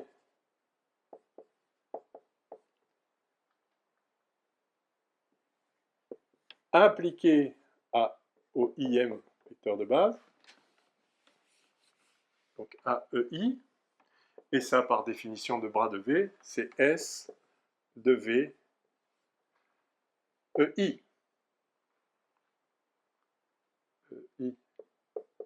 Donc, c'est le produit scalaire de V avec EI. Et c'est quoi le produit scalaire de V avec EI? Comme c'est ce qu'on vient de voir, exprimé dans la base EI, donc je développe ici si vous voulez, mais on a déjà vu, ça fait SIJ, enfin alors ici c'est oui, enfin donc c'est, alors je vais mettre SKL VK EI L. Alors vous n'êtes peut-être pas habitué à voir ça, mais vous voyez que c'est là où la notation à laquelle je tente de me tenir pour vraiment qu'il n'y ait pas d'ambiguïté sur ce dont on parle, vous voyez que là, ça pourrait paraître bizarre si je mettais pas, si je mettais pas des flèches et si je mettais pas des parenthèses ici, parce qu'on disait c'est quoi cet objet qui a deux indices, on a un tenseur maintenant qui apparaît. Non, attention, ce i là, c'est pas du tout un indice de composante. C'est l'indice qui dit je parle du im vecteur de base. D'accord? Le deuxième, le troisième, le cinquième, le im vecteur de base. Et ce vecteur a n composantes. Et je prends sa lième composante. Donc, le statut de cet indice et de celui-là n'ont rien à voir. Celui-ci dit de quel vecteur je parle, celui-là dit de quelle composante de ce vecteur-là je parle. Et donc, le truc, c'est que effectivement, dans la base BI, dont EI est un des membres, la ième composante, donc, enfin, la lième composante du vecteur I, ça, du ième vecteur, ça, ben, c'est delta Li. Parce que si je développe le ième vecteur sur la base des vecteurs, j'ai des zéros partout et 1 sur lui-même, parce que le vecteur est égal à lui-même. Donc un vecteur de base développé sur la base dont il est membre, c'est lui, point. D'accord? Donc ça, c'est delta Li, et par conséquent, ici, maintenant, je peux écrire que ça, c'est SKL, donc VK, ok, je le fais en deux temps, LI, et donc c'est SKI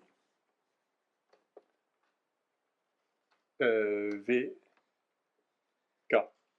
ou SIK VK, puisque S, on a vu, est symétrique, donc je peux écrire finalement bras de V I, donc je vais remettre bien comme ça en soi c'est une forme linéaire, je prends sa ième composante, et bien c'est égal à SIK VK. Voilà. Donc vous voyez que, alors ça, souvent, ce bras de V, enfin, ce bras de V, on le note V, c'est pas joli joli, mais si on lui met un indice, donc je vais mettre des guillemets, en général, voilà ce qu'on écrit. On écrit V avec un indice en bas, c'est SIK VK, et on dit que S, donc les composantes de la forme linéaire, de la forme bilinéaire du produit scalaire, permet de descendre les indices. On a ici un vecteur avec des indices en haut, et ici on a un covecteur avec des indices en bas. Mais on utilise la même lettre, alors que ce n'est pas du tout le même objet. Ça, c'est un vecteur membre de V, ça, c'est un covecteur membre de V étoile. Donc, qui prend un vecteur et qui fait un nombre, etc. Donc, ce n'est pas du tout les mêmes objets, mais comme l'un est formé à partir de l'autre, on garde la même lettre. Mais il faut faire attention, V, si je dis V c'est quoi? C'est un vecteur ou un covecteur? Bah ça dépend. Alors du coup on se dit, je considère V comme si c'était un objet que je peux considérer comme un vecteur ou comme un covecteur. Très très dangereux. V c'est un vecteur. V c'est un vecteur. Voilà. V appartient. Ce qui est un covecteur, c'est pas V, c'est la forme linéaire qui lui est canoniquement associée, qui est le bras associé, qui est bras de V.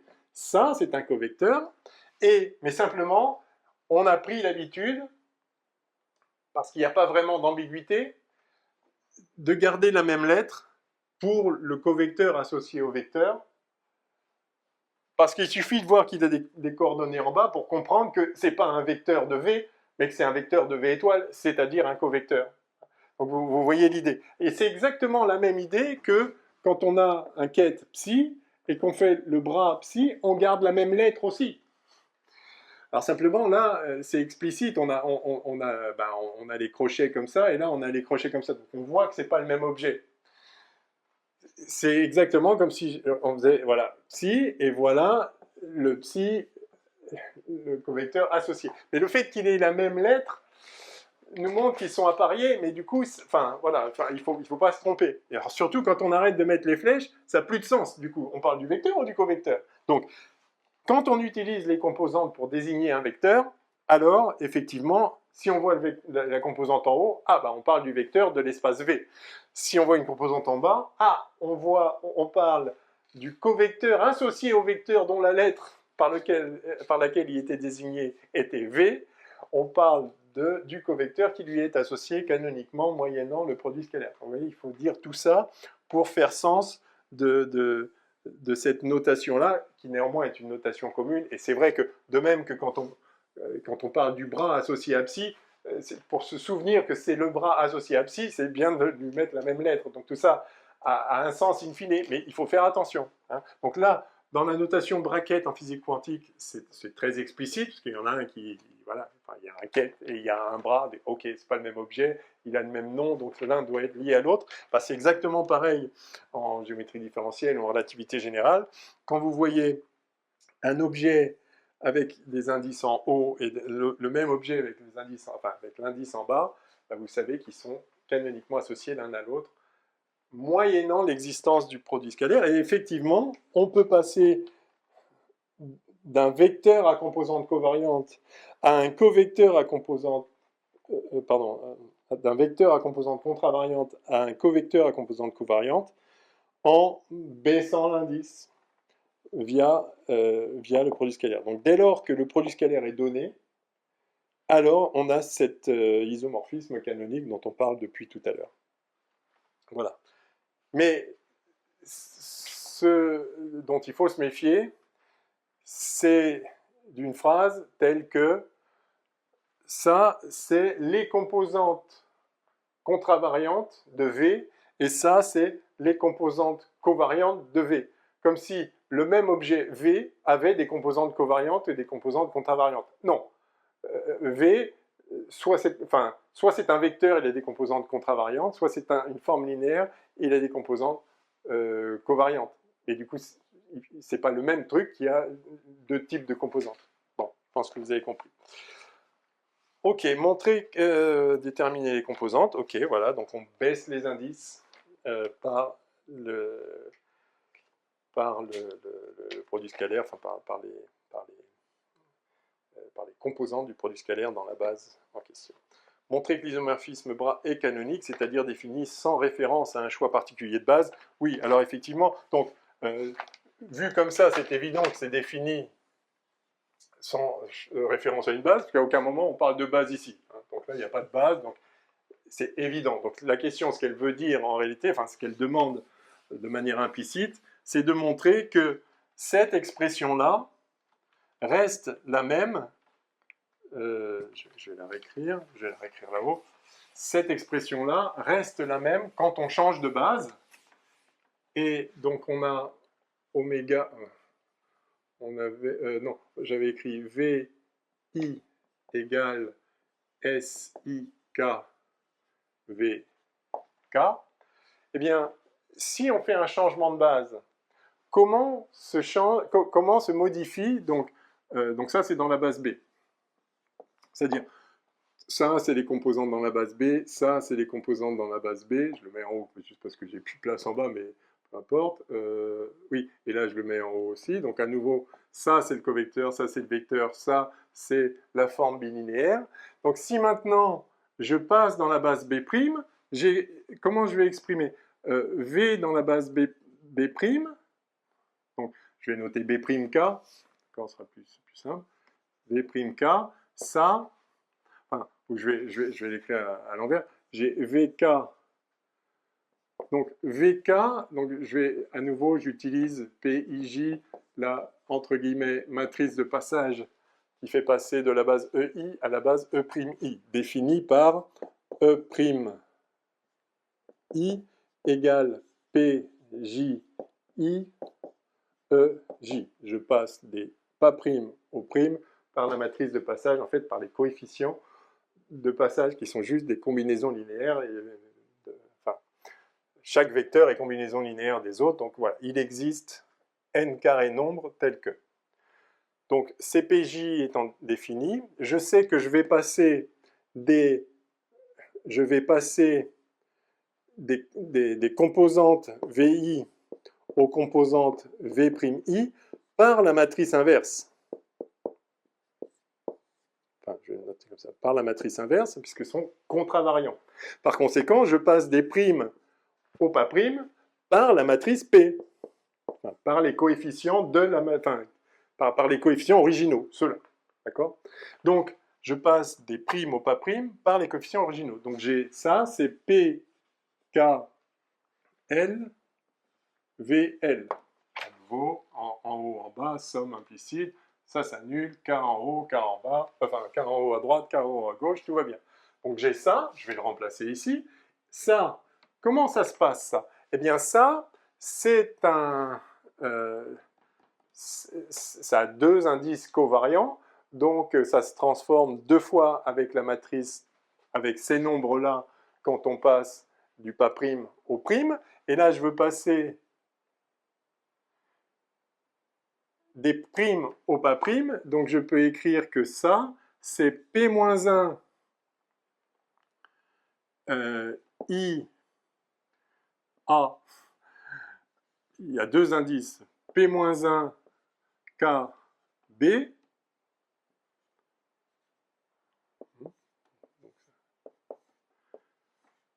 Fois S prime A B. À nouveau, A et A s'annihilent, B et B s'annihilent, 1 I en bas, 1 I en bas, 1 K en bas, 1 K en bas, tout ça est très bien. Donc, ceci, les coefficients de S, la forme bilinéaire, dans la base B, s'obtiennent à partir des coefficients de S' par la matrice qui fait passer de prime à pas prime. Et c'est-à-dire la matrice inverse de celle qui fait passer de pas prime à prime. Donc celles-là sont covariants, mais je les prends dans l'autre sens. Donc ça va être la matrice inverse, évidemment. Et ici, bah, de la même façon, ici, de la même façon, non, enfin, ça c'est un indice covariant, donc c'est comme ici, je passe des primes au pas prime par la matrice inverse, de prime à pas prime, c'est covariant, donc c'est comme le vecteur, de prime à pas prime, c'est l'inverse de pas prime à prime. Hein, j'espère si vous suivez. P-1, donc ça, alors I, je vais mettre quoi? Je vais mettre M, donc VI, c'est ça, I, M, V', M. OK? Et donc, ben voilà, donc je peux réécrire ceci comme étant, alors, P-1 IM V'M égale, alors évidemment c'est un peu lourd comme ça, P-1 B K S' A B et P K L VL, ok? Et donc,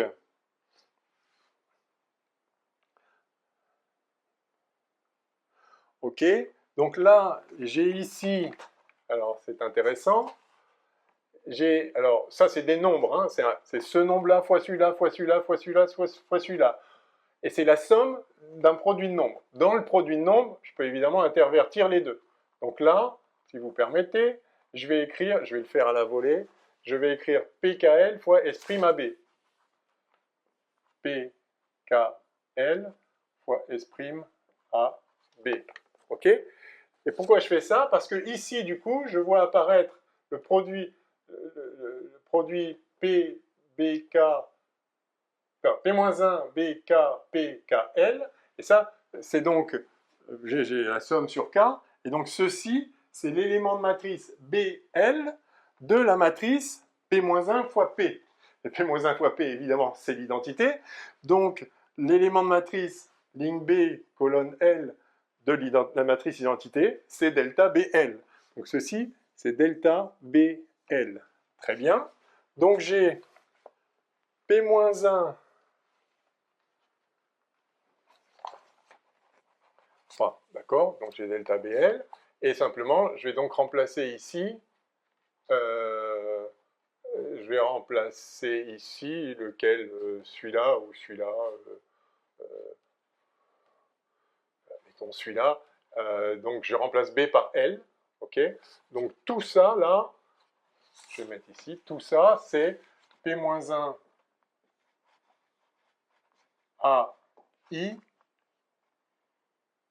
j'ai dit, oui, je remplace B par L, S' A L, V L. Yes, ok, voilà, et donc là, j'ai une matrice appliquée à V'M qui vaut la même matrice appliquée. Alors là, vous me direz, là il y a un M et là il y a un A. Oui, mais d'accord, ça c'est somme sur M de ça et ça c'est somme sur A de ça. Hein. Donc M est un indice muet. Permettez que, et A est un indice muet. Alors permettez que le A, je l'appelle M. Ça ne change rien. J'ai ici une somme sur M et j'ai ici une somme sur M. Donc j'omets la notation, la sommation parce qu'elle est implicite. C'était juste pour vous montrer que okay, c'est un indice muet. Donc c'est pas parce qu'il était différent là, il est différent, mais la sommation est la même que ici. Donc ici, j'ai bien une somme. J'ai ce truc-là appliqué à ça, et là, j'ai le même truc appliqué à ça. D'accord? Et la matrice en question, elle est inversible. C'est d'ailleurs l'inverse de P. Hein. Donc, si ce truc-là, hein, donc vous voyez, si on le lit en tant que vecteur matrice, tout ça est purement algébrique, mais je peux le lire en tant que vecteur matrice, ce truc-là appliqué à ça, ça donne un nouveau vecteur, ce truc-là appliqué à ça, ça donne un nouveau vecteur, mais comme cette matrice est inversible, eh bien, si l'image de ce vecteur par cette matrice est la même que l'image de ce vecteur par cette matrice, évidemment, ce vecteur est le même que celui-là. Si vous voulez, en fait, j'ai qu'à multiplier ici par P, I,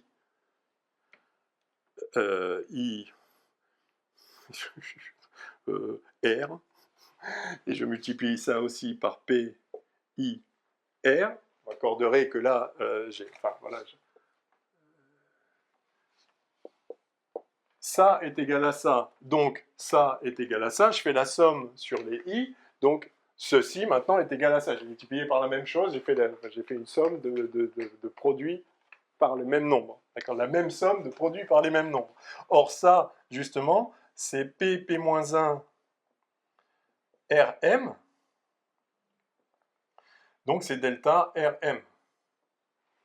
Et là, c'est P-1 Rm, donc j'ai delta Rm. Donc en fait, il suffit donc je remplace le M par R et j'obtiens donc finalement, je mets des couleurs parce que on voit quasiment plus rien, et donc j'ai finalement V' R qui est égal à S', pardon, j'ai dit que M c'était R, R, L, V, L.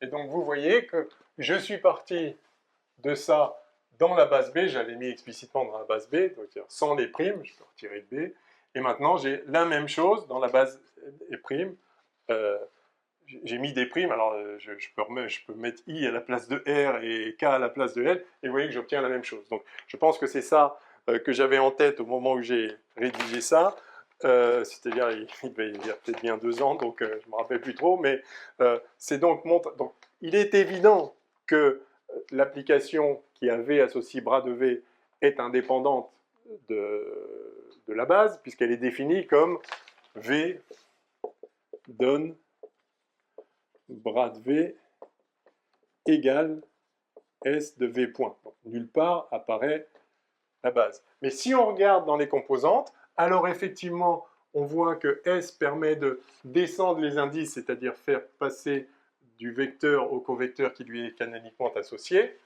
Et cette expression qui utilise les coefficients de la base, les composantes de S, de V et de la forme linéaire ici, dans une base particulière, ou la base duale, cette expression, donc, qui utilise les composantes, s'écrit exactement de la même façon avec les composantes dans une autre base. C'est en ce sens-là qu'on voit qu'on pourrait définir les choses comme ça, sans donner la définition abstraite, juste en disant je définis la forme linéaire associée à un certain vecteur en prenant dans une base donnée les composantes définies comme ça. Ça paraîtrait sortir du chapeau, mais si on fait ça, on peut vérifier qu'effectivement, cette définition nécessite d'utiliser une base. Pour écrire cette définition, on définit ça comme ça. Il y a besoin d'une base pour écrire, parce qu'on parle de relations entre composantes. Mais bien qu'on utilise une base, en réalité, ça ne dépend pas de la base qu'on choisit, puisque si on avait pris une autre, ça aurait été la même forme, exactement la même définition. Donc c'est en ce sens-là où on voit, même si on veut définir via les composantes, on voit qu'en fait, ça a l'air de dépendre des composantes, mais ça n'en dépend pas. Et évidemment, ce n'est pas ça qu'il faut faire. Ce qu'il faut faire, c'est le définir, puisque justement, ça ne dépend pas des composantes. Trouvons la formulation intrinsèque qui définit bras de V en tant qu'objet de l'espace V étoile dont il est membre. Et après, on peut s'amuser, une fois qu'on sait de quel objet on parle, il est défini de façon intrinsèque, alors on peut regarder comment ces composantes s'écrivent dans une base donnée. Et voilà comment elles s'obtiennent en faisant baisser l'indice, et effectivement, ceci ne dépend pas de la base. Bon, voilà, ça clôt cet exercice-là. Alors, malheureusement, j'ai plus beaucoup de temps. Ouh là là. Et pourtant, il reste un exercice, donc je vais quand même essayer de le faire vite fait, comme ça, vous aurez la totale, plutôt que d'y revenir après. Donc, il nous reste un exercice. Donc, maintenant, ça va être le passage aux quêtes. Donc là, on a vu comment on passe du vecteur à la forme linéaire associée, donc du quête au bras. Et maintenant, on va voir comment on passe de la forme linéaire au vecteur qui lui est associé canoniquement. On a vu que c'était un isomorphisme, donc on peut passer de l'un à l'autre et de l'autre à l'un. Et alors évidemment, je vais appeler quête l'application inverse. Hein, donc on a vu bras qui fait passer de V à V étoile et qui a petit v associe S de V point. OK ? Parfaitement limpide, pas besoin, enfin défini de façon intrinsèque, pas besoin de coordonnées pour ça. Et maintenant, ce qu'on va voir, c'est l'application inverse, que je vais appeler quête, évidemment. Donc, il nous fait passer, au contraire, du bras, enfin, oui, du bras au quête associé. Voilà. Alors, c'est pareil, on peut la définir abstraitement, enfin, on peut la définir via des composantes, mais du coup, on ne sait pas de quoi on parle, ok, on a des composantes, pourquoi c'est là, etc. Bon, donc évidemment, vous avez compris, j'aime pas trop ça, alors qu'on peut très bien définir l'objet abstraitement, c'est quoi c'est-à-dire indépendamment d'une base, juste l'objet, dire ce que c'est que ce quête associé à une forme linéaire oméga quelconque. Donc j'ai un certain oméga dans V étoile, donc c'est une forme linéaire, et je lui associe quête. Donc, je vais faire comme ça. L'application quête est une application de V étoile dans V qui, à un oméga donné de V étoile, associe quête de oméga, qui lui est un vecteur. Quel vecteur? Eh bien, le vecteur, donc c'est donné là évidemment dans le lycée, donc ce vecteur, je le fabrique à partir de la forme bilinéaire, puisque l'isomorphisme canonique dont on a parlé, qui fait passer je le remets quand même, de V à bras de V qui vaut S V point, cet isomorphisme canonique est canonique parce que nous avons une forme bilinéaire qui est donnée avec l'espace vectoriel. Donc c'est ça qui permet cette transformation. donc, oui, donc, évidemment, l'application inverse doit aussi faire intervenir S, puisque c'est ce S-là qui rend l'isomorphisme entre V et V étoile canonique. Hein. Donc je vais l'utiliser. Alors comment je vais l'utiliser? Donc je dois dire quel est le vecteur que je forme à partir de oméga. Et donc c'est donné évidemment dans l'énoncé. Montrer qu'il existe une application quête, machin, machin, telle que pour toute forme linéaire et tout U, on est oméga. Alors, tel que on est, donc ici, tel que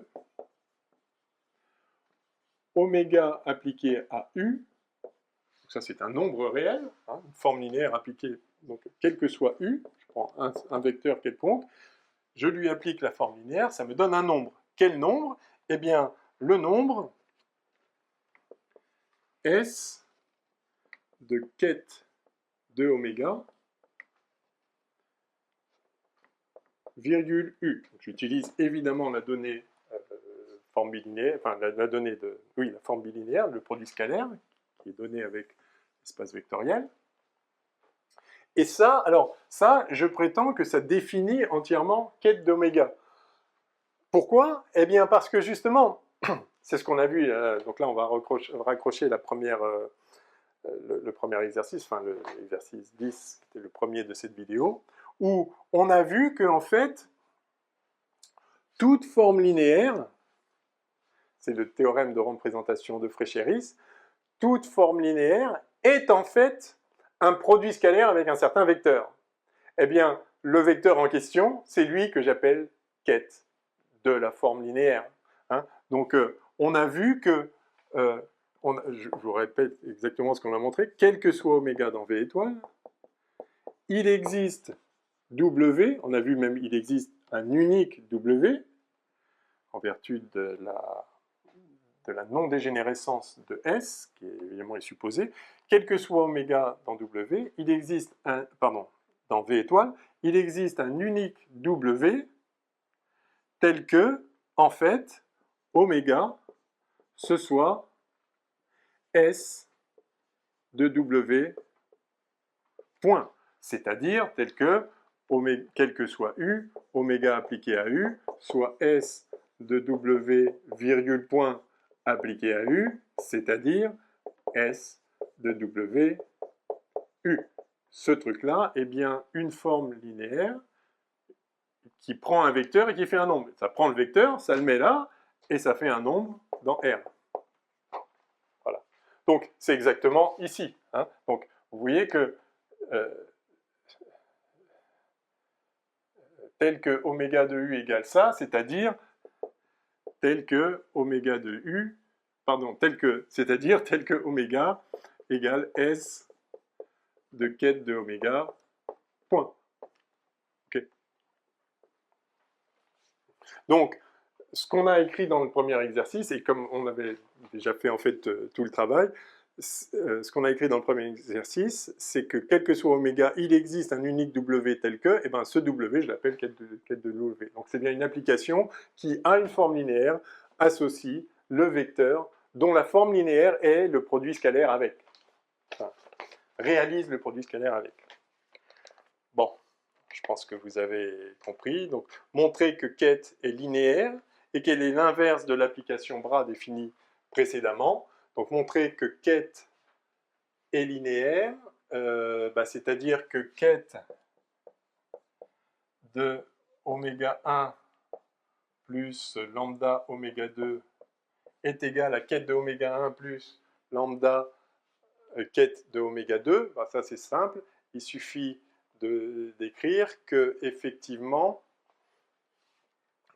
quel que soit U, S de quête de oméga 1 oméga 2 U, d'accord, quel que soit U, j'efface ça, quel que soit U, S de ça, virgule U, par définition, c'est le ça, enfin c'est ça, appliqué à U, par définition, hein, ça c'est la définition de quête. Donc, S de ça, c'est oméga 1 plus lambda oméga 2 appliqué à U. Et là, ça, c'est juste la définition. On a un plus et un fois ici. Ça, c'est le plus. Ça, c'est le plus de V étoile. Ça, c'est la multiplication par un scalaire dans V étoile. Et par définition, l'addition de deux formes linéaires et la multiplication d'une forme linéaire par un scalaire, c'est une addition et une multiplication par un scalaire point par point, si vous voulez. Donc ça, par définition, c'est, par définition encore une fois, de l'addition et de la multiplication par un scalaire dans V étoile, c'est oméga 1 de U plus lambda fois oméga 2 de U. Et cette fois, évidemment, ce plus-là, c'est un plus dans R maintenant. Et ce fois, c'est la multiplication des nombres réels. Ceci est un nombre réel, une forme linéaire appliquée à un vecteur. D'accord? Mais c'est la définition des opérations dans l'espace vectoriel V2 qui permet d'écrire ça, évidemment. Et donc, mais maintenant, ça, par définition, c'est S de quête de machin. Donc ça, tout ça, c'est égal à S, par définition, de quête. De S de quête de oméga 1, virgule U, plus lambda S de quête de oméga 2, virgule U. OK? Et maintenant, linéarité, j'ai ça qui vaut ça plus ça. Donc j'ai ça moins ça qui vaut 0. Et ça, moins ça, par linéarité de S, c'est S de quête de oméga 1 plus lambda oméga 2 moins quête de oméga 1 moins lambda quête de oméga 2, tout ça, virgule U, qui vaut 0, le nombre 0 dans R. Hein. Ça, moins ça égale 0. Et ça, moins ça, par linéarité, c'est bien ça, S de ça, moins ça, virgule U. Hein, si vous développez ça par linéarité dans la première slot, vous allez bien avoir la ligne du dessus. Et maintenant, hop, non-dégénérescence à nouveau. Quel que soit U, S de ce gros vecteur-là, virgule U, égale 0. Quel que soit U, S est non dégénéré, donc ce gros vecteur-là égale le vecteur nul. Le vecteur nul appartient à V. Le ket d'un covecteur, c'est un vecteur. Voilà. Donc ce vecteur-là est nul, par conséquent,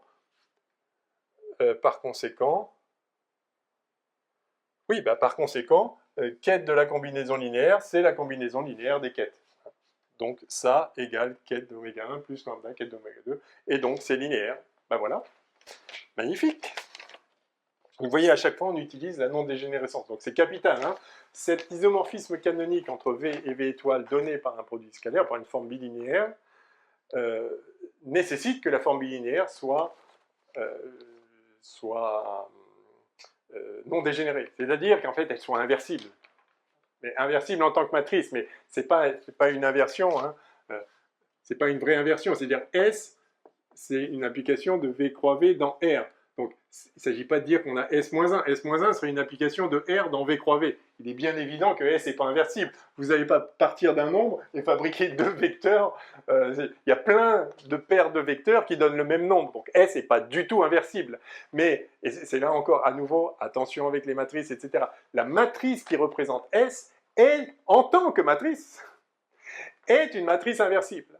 Et c'est ça qu'on utilise. Et c'est ça que veut dire non dégénéré. Hein. Donc, faites bien attention, c'est pas S qui est inversible. C'est pour ça, après, souvent, on note S-1, et puis on met des IJ. Non, c'est pour ça que tout à l'heure, je l'ai appelé sigma. Vous vous souvenez? Je l'ai appelé sigma. Je dis, OK, je représente un sigma. Mais sigma, c'est pas S-1 comme si c'était la matrice de l'application S inverse. Il n'y a pas d'application S inverse. S n'est pas inversible. Mais la matrice qui la représente est inversible. D'accord? Bon. en déduire que le produit scalaire permet d'identifier canoniquement... Ah non, pardon, montrer qu'elle est linéaire, et quelle est l'inverse de l'application bras définie précédemment. Donc oui, elle est l'inverse de l'application bras, à l'évidence. Alors à l'évidence, encore faut-il le rendre évident, le rendre manifestement évident. On va simplement écrire sa définition. Donc, quête de t telle que oméga de u égale ça. Bon, donc, on veut montrer que quête est... Alors, donc on veut montrer que bras de quête est l'identité. Donc, quête fait passer de V étoile à V, et donc ça c'est quête, c'est là, et ça c'est bras. Et ça nous ramène à V étoile. On parle du bras, enfin on parle d'un convecteur, on en fait son quête, et on en fait le bras du quête. Est-ce qu'on retombe sur le même? Réponse, bah oui, c'est pour ça que justement c'est précisément l'inverse. Alors montrons ça. Donc on part d'un certain oméga. Donc soit oméga, quel que soit oméga, soit oméga. Bras de quête de oméga, c'est le bras associé à ce vecteur-là. Et c'est quoi le bras associé à un vecteur? Vous vous rappelez, quand on a V, on fait bras de V, enfin le bras de V, c'est précisément la forme linéaire qui réalise le produit scalaire avec V, qui prend un U et ça fait S de VU. Et donc, ok, bras de ça, bah, par définition, c'est S de quête de oméga, virgule point. Ça prend un U et ça fait S de quête de oméga U. C'est ça le bras de quête de oméga. Or, S de quête de oméga point, par définition du quête, je l'ai effacé, c'était juste là, par définition du quête, S, bah ça, c'est oméga. Puisque effectivement, si pour tous les U, oméga de U, c'est S de quête de oméga, virgule point, de U, c'est-à-dire S de quête de oméga de U. Donc ceci, c'est une autre, qui est la définition de quête, qui est donnée. Ceci veut dire qu'en tant que fonction, cette fonction-là, qui prend un vecteur qui fait un nombre, est précisément la fonction oméga, puisqu'on l'applique à n'importe quel U, ça donne le même nombre, donc c'est les mêmes fonctions. Et donc, ben voilà, bras ronquette de oméga égale oméga, c'est ce qu'on appelle l'identité, quel que soit oméga dans V étoile, bras ronquette de oméga égale oméga, donc bras ronquette égale l'identité. Et donc évidemment, quête de bras égale l'identité aussi, puisque, enfin, en tournant rond, puisqu'on revient sur le même, donc évidemment, si je pars de là et que je vais là et que je reviens là, ben, je reviens sur le même aussi. On peut le faire aussi formellement, si vous voulez, en disant quête, enfin bon, vous avez compris. Voilà. Alors, en fait, je m'aperçois qu'en fait, il n'est pas du tout demandé de retrouver les composantes du bras de oméga, du quête associé à un oméga, c'est-à-dire en fait, le quête, le W, vous vous rappelez, qu'on a dit, dans le tout premier exercice de cette vidéo-ci, on a dit WK est égal, enfin, comment on l'obtient à partir des composantes de l'autre. Je vous avais dit que j'avais fait tout le boulot à l'avance au lieu de suivre l'indication. Sauf qu'en fait, même après, je ne le demande pas. Mais c'est bien qu'on l'ait fait, du coup, parce que du coup, vous voyez comment passer de... donc, j'ai une application linéaire oméga, qui vaut oméga i, enfin, que je peux développer dans une certaine base oméga i epsilon i, somme sur i, bien sûr. Comment obtenir quête de oméga? Alors, je sais que quête de oméga existe, c'est le quête, machin comme ça. Et justement, ce qu'on a fait dans le tout premier exercice, l'exercice 10 qui n'était pas demandé, c'était de trouver, ok, ça c'est un vecteur, très bien, il est défini de façon unique, de façon canonique, via l'existence de S, ok, c'est quel vecteur? Quelles sont ses composantes? Eh bien, ce qu'on a vu, c'est que ces composantes, par exemple J, était justement donné par le fameux sigma JI de oméga I. Oméga est un covecteur, il a des composantes covariantes, et cet objet-là est un vecteur, donc dans V, qui a des composantes contravariantes, lesquelles, et bien justement, on avait obtenu, on avait fait tout le boulot, même plus que ce qui était demandé directement dans le premier exercice. On avait été conduit à introduire cette matrice sigma qui, en tant que matrice, est la matrice inverse de S, mais qui n'est pas la matrice de l'inverse de S, d'accord, hein. Pour une application linéaire, la matrice qui représente l'inverse de l'application linéaire, c'est la matrice inverse de la matrice qui représente l'application linéaire. Là, rien à voir. Ceci est la matrice inverse de la matrice qui représente la forme bilinéaire, mais ce n'est pas la matrice qui représente l'inverse de la forme bilinéaire. Il n'y a pas d'inverse de la forme bilinéaire. Bon, je l'ai déjà dit au moins 12 fois, n'allons pas jusqu'à 13. Donc, on avait obtenu ça avec ici, donc la matrice inverse, donc que malgré tout, des fois, on note S-1, mais c'est un terrible... pardon, le i doit être en haut, excusez-moi, le i est en haut, hein, pour avoir la sommation, le i est en haut. Donc ça, c'est un abus terrible de notation qu'on utilise malheureusement toujours en relativité générale. Alors évidemment, tout ça, on a l'air de ne pas avoir fait de relativité générale du tout, mais en réalité, si, bien sûr, puisque un produit scalaire comme ça, dans l'espace-temps, il est donné, c'est précisément la métrique, le cœur de la relativité générale, la métrique, le fameux G mu nu ou GIJ si vous voulez, ce GIJ, donc, c'est GIJ, c'est-à-dire la forme, le tenseur de rang 0,2 qui réalise le produit scalaire entre deux vecteurs d'un même espace tangent, hein, bien sûr. Alors, c'est un champ de métrique. En chaque point, vous avez